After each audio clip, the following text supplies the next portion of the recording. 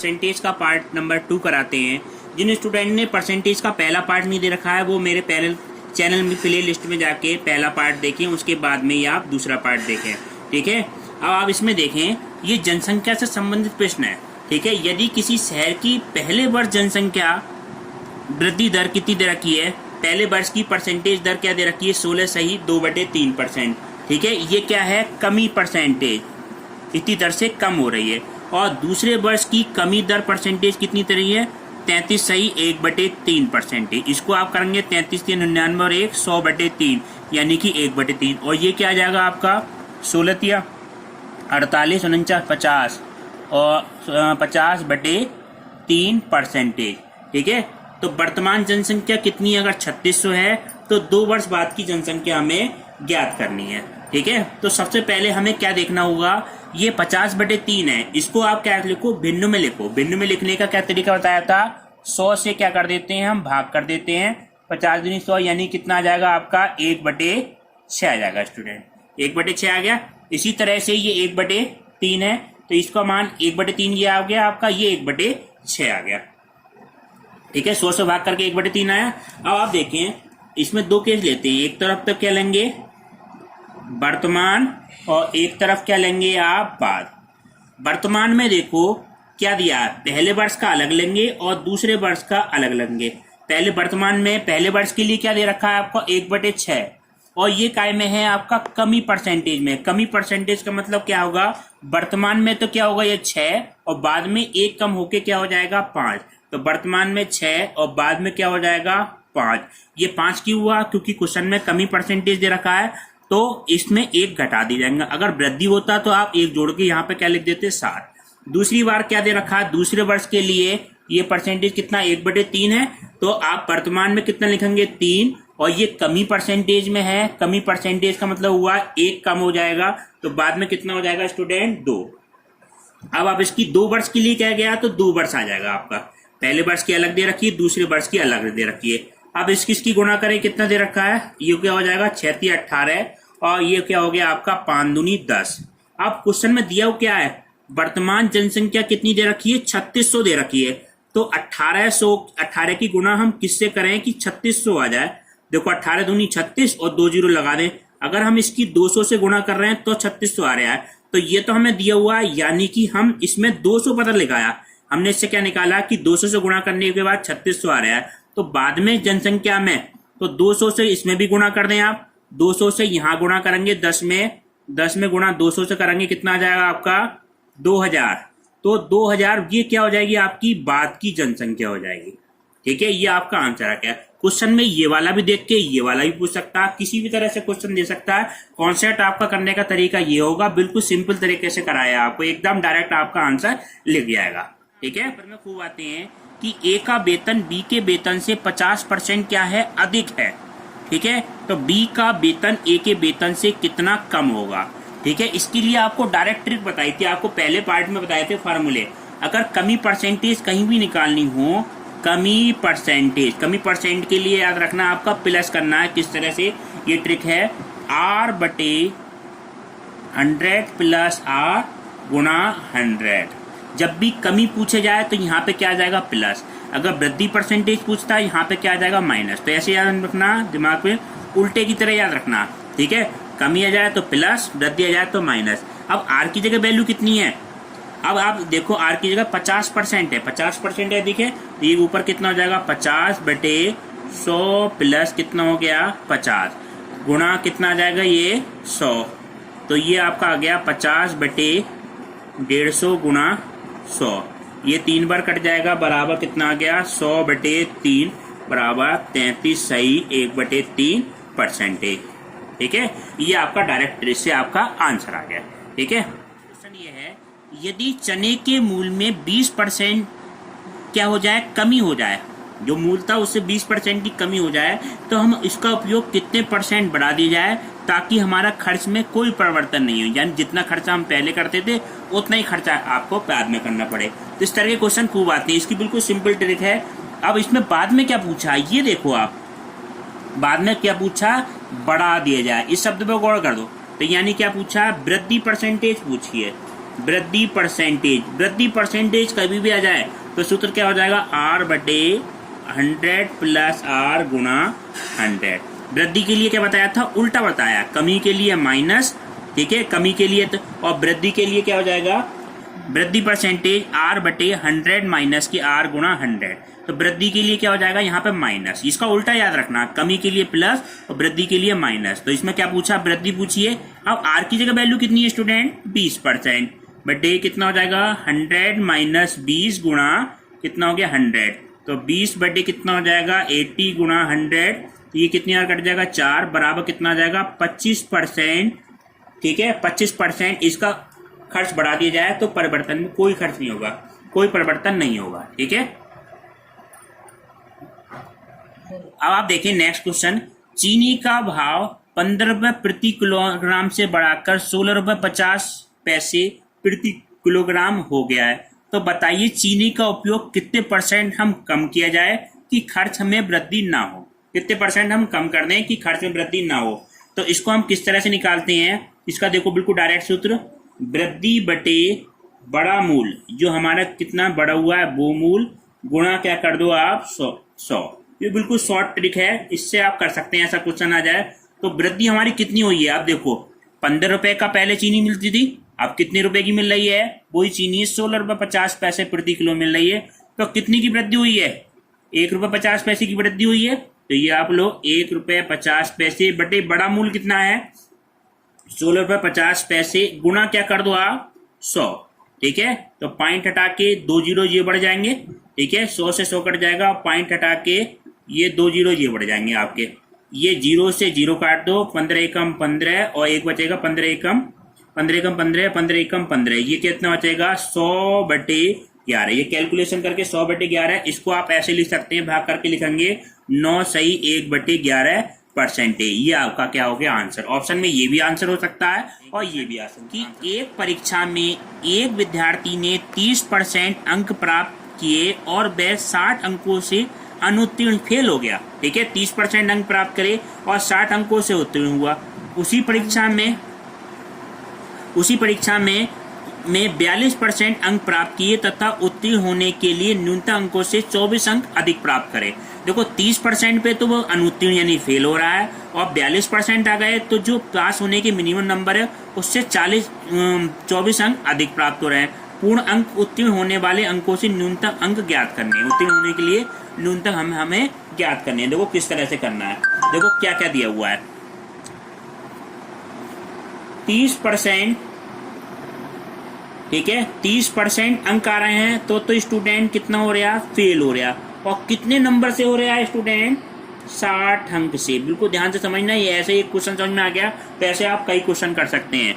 और 42% उसके नंबर आ गए तो वो स्टूडेंट पास हो रहा है, और पास भी कैसे हो रहा है, जो न्यूनतम अंक है उसके पास होने के उससे 24 अंक क्या आ रहे हैं उसके अधिक आ रहे हैं। इस तरह से टेबल बनाओ दिमाग। 30% पे फेल हुआ कितने अंक से 60 अंक से, और 42% पे पास हुआ कितने अंक पास हुआ, और जो न्यूनतम अंक थे उससे 24 अंक उसके क्या आ गए अधिक आ गए। अब इसमें देखो आप स्टूडेंट परसेंटेज का अंतर देखो, माना पूर्णांक क्या मान लो, जो मिनिमम अंक है वो पूर्णांक क्या मान लिया, माना पूर्णांक हमने क्या मान लिया x मान लिया, ठीक है। अब इसको देखो ट्रिक से करते हैं, बहुत सिंपल ट्रिक है, कई क्वेश्चनों में ये यूज होगी, x गुणा, ठीक है, पूर्णांक तो ये लेते हैं, इन दोनों के परसेंटेज का अंतर क्या है स्टूडेंट, ये 42 है ये 30 है, बिल्कुल सिंपल घटा दो, 42 माइनस 30, दोनों के परसेंटेज अंतर, ये सूत्र याद रखना, दोनों का प्रतिशत अंतर बराबर दोनों का वास्तविक अंतर, ठीक है। अब x गुणा दोनों का प्रतिशत अंतर कितना है स्टूडेंट, दोनों का प्रतिशत अंतर हमारा देखो, ये 42 है ये 30 है, कितना हो जाएगा 42 में से 30 घटा दें कितना हो जाएगा 12, ये 12% हुआ, बराबर दोनों का वास्तविक अंतर। अब देखो वास्तविक अंतर से मतलब क्या होता है, ये 60 अंक से फेल हो रहा है, इधर की तरफ चले गए 60 अंक, और 24 अंक ये यानी कि आगे की तरफ, तो इनका वास्तविक अंतर ये क्या होगा, ये फेल है इससे पास, तो इसका अंतर कितना हो गया 60 प्लस 24। अंतर का मतलब क्या हुआ, ये राइट हैंड साइड में ज्यादा अंक ला रहा है न्यूनतम अंक से, तो इनको आप क्या कर दो जोड़ दो, कितना आ जाएगा ये 84 आ जाएगा। ठीक है, तो x गुणा 12/100 बराबर कितना आ गया 84। अब ये कट जाएगा 12 सत्ते 84, x की गुणा यहाँ पे कर दें तो x बराबर कितना आ गया ये 700। तो x पूर्णांक जो आया आपका 700। ये अब आप देखें ये 700 अंक आया, न्यूनतम अंक क्या होंगे हमारे, तो न्यूनतम अंक हमारे क्या हो जाएंगे, ये देखो स्टूडेंट, न्यूनतम अंक बराबर 700 का 30% प्लस 60। ये ऐसा क्यों कर रहे हैं, क्योंकि 30% हम निकालने हैं और प्लस 60 अंक ये निकाल लेंगे। तो 700 का 30% क्या हो जाएगा, 700 गुणा 30/100 प्लस 60, 0 से 0 कट जाएगा, ये आपका 7 है, ये क्या मान आ गया आपका 210, 2 0 से 2 0 कट गए और ये 210 प्लस 60 बराबर कितना आ गया आपका 270। ये 270 आपका क्या आ गया, आंसर आ गया, 270 अंक का उसको चाहिए।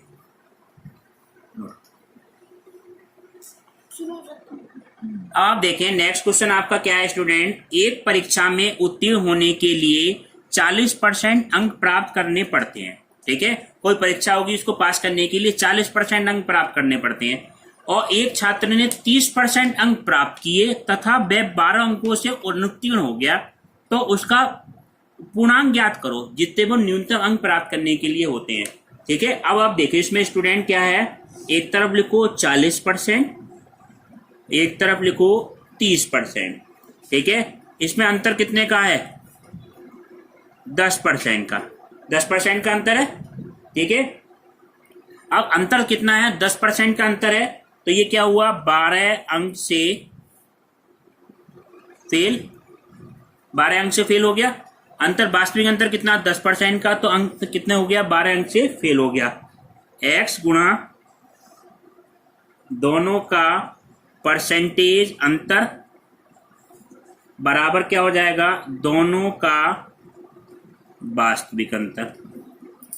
अब आप देखें x गुणा परसेंटेज अंतर कितना है 10% और दोनों का वास्तविक अंतर कितना है 40% पे पास होता। ठीक है, 30% लाने पे 12 अंकों से फेल हो रहा है, तो इसका अंतर कितना, अंकों का अंतर तो 12 ही है, तो ये आपका आ जाएगा 12। तो x गुणा क्या हो जाएगा 10/100 बराबर कितना हो गया 12। 0 से 0 कट जाएगा, 0 से 0 कट गया, ये 10 रह गया, 10 की गुणा यहां कर देंगे तो x का मान कितना आ जाएगा स्टूडेंट 120। तो वो मिनिमम अंक हमारे कितने होंगे 120 अंक होंगे जिसपे वो पास होगा। अब आप देखें नेक्स्ट क्वेश्चन ये है, एक चुनाव में 2 उम्मीदवार थे जिसमें कुल मतदाताओं में से 10% मतदाताओं ने अपने मत नहीं डाले। सफल उम्मीदवार को 47% मत लेकर 2000 मतों से विजयी रहा। प्रत्येक उम्मीदवार को कितने मत मिले, जैसे कोई गांव में वोट पड़ते हैं उसमें 10% ने वोट नहीं डाले, केवल 90% ने लोग ने वोट डाले। जो उम्मीदवार सफल रहा वो 47% वोट मिले और वो 2000 मतों से क्या रहा विजयी रहा, यानी कि जो हारने वाला उम्मीदवार है उसको 2000 मत कम मिलेंगे। इसको स्टूडेंट किस तरह से करेंगे, माना कुल मतों की संख्या उस गांव में कितनी थी 100 लेके चलेंगे प्रतिशत वाले सवालों में, तो डाले गए मतों की संख्या कितनी हो जाएगी स्टूडेंट, क्वेश्चन में क्या गया है 10% ने नहीं डाले, तो 100 का 10% यानी 100 माइनस 10 बराबर कितना हो गया स्टूडेंट 90। 90 ने वोट डाले, 90% लोगों 90 लोगों ने क्या डाले वोट डाले। विजयी उम्मीदवार को मिले मतों की संख्या ये कितना है 47%। ये क्वेश्चन में कहिए कि 47%, तो 100 का 47%, 100 गुणा 47/100 यानी कि 47, तो 47 मत मिले इसको, मतों की संख्या कितनी हो गई 47। तो जो विजयी उम्मीदवार है उसको तो 47 मत मिले, जो पराजित उम्मीदवार है उसको मिले मतों की संख्या क्या होगी 90। कितने लोगों ने डाले थे 90 लोगों ने। ठीक है, इसको कितने मिल गए 47, तो इस वाले को कितने मिलेंगे 90 माइनस 47 बराबर 43 मत इसको पराजित उम्मीदवार को मिल गए। अब इसमें देखें आप दोनों के मतों का अंतर कितना है स्टूडेंट, दोनों के मतों का अंतर कितना है 47 माइनस 43 बराबर 4 मतों का अंतर है स्टूडेंट। आप देखो 4 मत का अंतर है तो विजयी उम्मीदवार को मिले मतों की संख्या, मिले मत कितने हैं 47। अगर 4 मत का अंतर है तो विजयी उम्मीदवार को कितने मिल रहे हैं 47 मत मिल रहे हैं। अगर ये अंतर 1 होता, 1 मत का अंतर होता तो कितने मिलते? 47 बटे किससे भाग कर देते हम? 4 से। तो ये हमने क्या कर दिया? हमने 4 से भाग कर दिया। ठीक है, मत के अंतर पर विजयी उम्मीदवार को कितने मत मिलेंगे? 47 बटे 4। ठीक है, 1 मत के। अब मतों का अंतर कितना है स्टूडेंट? ये क्वेश्चन में दे रखा है 2000 मतों का अंतर है, तब कितने मिलेंगे? 47 बटे 4 गुणा 2000। 2000 से गुणा कर दी, जितने मतों का अंतर हो इसको भाग कर रहे हैं 500। 500 और 47 गुणा कितनी आ गई आपकी? 23,500। ये कितने वोट किसको मिले होंगे? विजयी उम्मीदवार को मिले होंगे। ठीक है, 2000 मतों का अंतर विजयी उम्मीदवार। अब जो पराजित हुआ उम्मीदवार उसको कितने मिले होंगे? ये क्वेश्चन में दे रखा था, उसको 2000 मतों से हारा है, यानी कि 2000 उसे कम मिले होंगे। तो पराजित उम्मीदवार को मिले मत कितने होंगे? 23,500 माइनस 2000 बराबर 21,500। ये आपका क्या हो गया? आंसर हो गया। विजयी और दोनों के पूछे थे। ठीक है, क्वेश्चन में आपको कौन सा ही पूछ सकता है, वो इसी तरह से आपको करना है। अब आप देखें स्टूडेंट, जो क्वेश्चन आते हैं क्षेत्रफल परिवर्तन पर आधारित प्रश्न भी आपके काफी आते हैं। जैसे आपका आयत के क्षेत्रफल में प्रतिशत परिवर्तन, तो ये होता है 100 प्लस ए 100 प्लस बी बटे 100। ये ए और बी क्या है? इसकी भुजाएं होंगी आयत की। ये लंबाई, मान लो ये लंबाई हो गई और ये क्या हो गई? चौड़ाई। प्लस चिन्ह किसको नोट कर रहा है? अगर वृद्धि हो रही है कहीं, मान लो आयत के क्षेत्रफल लंबाई में वृद्धि हो रही है तो क्या लगाना? चिन्ह प्लस का। और कहीं पे अगर कमी हो रही है तो चिन्ह किसका हो जाएगा? माइनस का। मान लो एक भुजा में वृद्धि करी जा रही है, एक भुजा में कमी, तो ये सूत्र ये हो जाएगा 100 प्लस ए और 100 माइनस बी। वो तो ये ध्यान रखना आपको, वृद्धि के लिए प्लस और कमी के लिए माइनस। एक सूत्र और होता है, आपको दिए याद नहीं रहे तो इस तरह से भी कर सकते हैं। प्रतिशत परिवर्तन, प्रतिशत परिवर्तन जो होगा plus minus x by plus minus x plus minus by plus minus x by बटे 100। यहाँ एक्स और वाई क्या होंगी? भुजाएं होंगी। एक्स इसकी ये वाली हो जाएगी लंबाई, और बाई मान लो इसकी क्या हो गई? चौड़ाई। ठीक है, अगर ये वृद्धि हो रही है तो प्लस के लिए बिल्कुल यही नियम है, वृद्धि हो रही है तो प्लस का चिन्ह और कमी हो रही है तो आपका माइनस का चिन्ह। प्लस माइनस इसलिए लगाए हैं, ये एक जनरल फार्मूला बन गया। अब इसका एक क्वेश्चन करके दिखाते हैं, उससे आपको समझ में आ जाएगा। ठीक है, ऐसे किसी क्षेत्रफल में आयत में लंबाई में क्या हो रही है? लंबाई में 20% की वृद्धि हो रही है स्टूडेंट। ठीक है, और उसकी चौड़ाई में क्या हो रही है? 10% की वृद्धि हो रही है। क्वेश्चन इस तरह से आता है, क्षेत्रफल में कितने प्रतिशत की वृद्धि होगी? ठीक है, कितने प्रतिशत की वृद्धि होगी, ये हमें ज्ञात करना है। अगर एक आयत के क्षेत्रफल में 20 लंबाई में तो हम कर रहे हैं 20% की वृद्धि, चौड़ाई में कर रहे हैं हम 10% की वृद्धि, तो इसके क्षेत्रफल में कितने परसेंट की? इसको हम ट्रिक से कराते हैं। तो कुछ सादा तरीके से करेंगे तो बहुत टाइम लगेगा। पहले हम इसका पूरा क्षेत्रफल निकालें, फिर वृद्धि करके दूसरा क्षेत्रफल निकालें, फिर घटाएं वृद्धि बटे प्रारंभिक क्षेत्रफल गुणा 100। वो मेथड बहुत लंबा है, इसको बिल्कुल शॉर्ट ट्रिक से कराते हैं। प्रतिशत परिवर्तन, प्रतिशत परिवर्तन आपका क्या बताया था स्टूडेंट? 100 प्लस ए, 100 प्लस ए और 100 प्लस बी बटे 100। अब देखो दोनों में लंबाई में भी वृद्धि हुई है स्टूडेंट और चौड़ाई में भी वृद्धि हुई है, तो ये कितना हो जाएगा? 100 प्लस 20, जितनी वृद्धि हुई है ये ए का मान हो गया, ये बी का मान हो गया, और 100 प्लस कितना हो जाएगा? 10 बटे कितना हो गया? 100। ये क्या आ गया स्टूडेंट? 120 गुणा 110 बटे कितना आ जाएगा? 100। इसको कैंसिल कर लेंगे, कितना आ गया? 132। अब प्रतिशत परिवर्तन यानी कि यहाँ पे मान कितना है? 132। तो क्षेत्रफल में प्रतिशत परिवर्तन कितना होगा? 132 माइनस पहले कितना था? मान लो 100 और 100 लंबाई मानते तो 100 बराबर कितना हो जाएगा? 32% की क्या हो गई? इसके क्षेत्रफल में वृद्धि हो गई। ठीक है, अब देखो दूसरे तरीके से भी हम कर सकते हैं डायरेक्ट, उसमें आपका डायरेक्ट आंसर क्या आएगा? 32%। वो देखो क्या है ट्रिक, ये भी बहुत इंपॉर्टेंट ट्रिक है। अगर ये ध्यान नहीं रहे तो इसका एक तरीका और होता है, उससे भी कर सकते हैं। प्रतिशत परिवर्तन, प्रतिशत परिवर्तन जो होगा वो हमेशा होता है plus minus x plus minus y plus minus x y बटे 100। ठीक है, इसमें आपको लास्ट में घटाना ही पड़ेगा, डायरेक्ट आपको आंसर मिलेगा। एक्स वृद्धि हो रही है, एक्स एक भुजा में, तो ये आपका आ गया प्लस का 20। अगर यहाँ कमी हो रही थी तो माइनस का हो जाता। बाई की जगह क्या आ जाएगा प्लस 10 प्लस ये कितना आ जाएगा, दोनों वृद्धि हुई है तो 20 गुणा 10 बटे कितना हो जाएगा 100, 0 0 कट के कितना हो गया 30 प्लस 2 बराबर कितना हो जाएगा 32%। ये आपका क्या हो गया आंसर। इस तरह से भी आप कर सकते हैं। ठीक है, आपको चैनल पसंद है तो लाइक करना, सब्सक्राइब करना। अब नेक्स्ट पार्ट अगले पार्ट में आपको कराएंगे प्रतिशत का। ठीक है, पिछला पार्ट नहीं देखा है तो पिछला पार्ट भी आपको प्लेलिस्ट में जाके देख लें।